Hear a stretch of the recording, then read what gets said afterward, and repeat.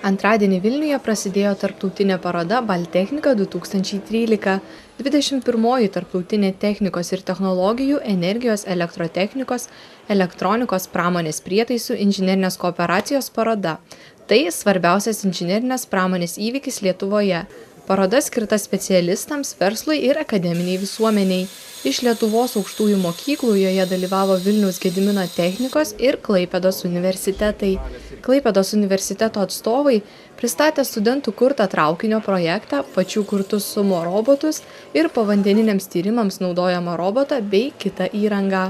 Magnetometras tai yra geofizinis įrenginys ir jisai fiksuoja magnetinės anomalijas ar ne magnetinius laukus. Tarkim, kiekvienas objektas turi savo magnetinį lauką, ar tai reiškia būtų akmuo natūralus ar ne, kuris yra jūros dugne, ar tai būtų žmogaus padarytas daiktas ir nuskendęs ar įmestas, tarkim laivas, ar ne, jisai irgi turi savo magnetinį lauką.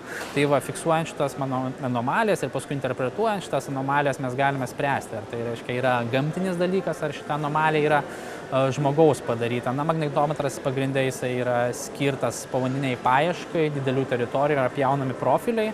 Profiliai yra matomas reiškia magnetinės anomalijos ir paskui susidėlioja tas vizualiai magnetinės anomalijas ir gali matyti, reiškia, ar tai paskui spręsti pagal to lauko stiprumą ar ne, ir jo polarizaciją, ar tai yra, reiškia, kažkas tai gamtiško, ar tai yra kažkas tai žmogaus padaryta.